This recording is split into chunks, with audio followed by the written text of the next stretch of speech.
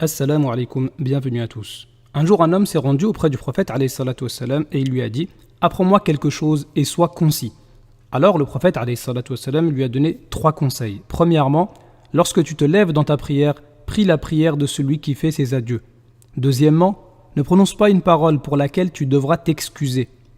Troisièmement, désespère de ce qui se trouve dans les mains des gens. Le premier conseil du prophète alayhi salatu wassalam, c'est de faire comme si notre prière c'était la dernière prière et qu'on devait mourir juste après.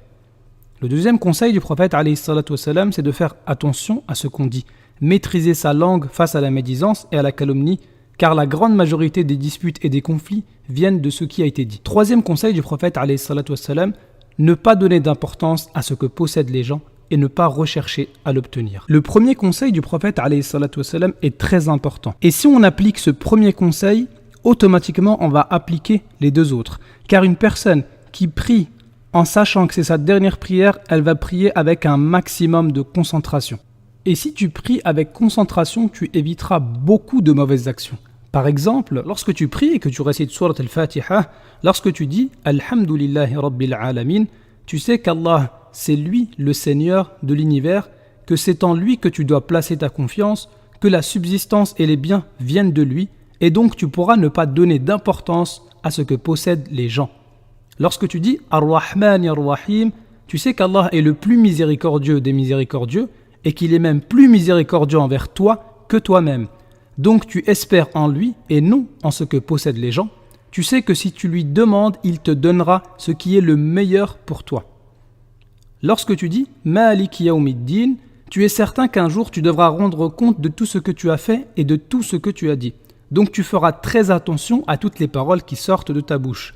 Tu feras le maximum pour parler en bien et de la meilleure manière, sinon tu devras te taire. Lorsque tu dis « Iyyaka na'budu wa iyyaka nasta'in », tu reconnais que c'est Allah seul que tu dois adorer et tu reconnais que la force et la puissance n'appartiennent ni à toi ni aux autres, mais à Allah seul. C'est donc en Allah que tu dois espérer et en les créatures que tu dois désespérer. Lorsque tu dis « Ihdina as-sirata al-mustaqim », tu sais que tu as besoin d'invoquer Allah pour être guidé. Et si tu as besoin de demander à Allah chaque jour, dans chaque prière, dans chaque raka'a, d'être guidé, tu vas te préoccuper de tes défauts avant ceux des autres. Tu n'auras pas le temps de parler sur les gens, tu n'auras pas le temps de convoiter les biens des gens. Il y a beaucoup de méditations à tirer de Surat al-Fatiha et de la prière en général. Si tu pries comme si c'était la fin de ta vie, tu éviteras plein de soucis. Et au contraire, si tu ne pries pas ou si tu t'ennuies pendant que tu pries, tu auras beaucoup d'ennuis.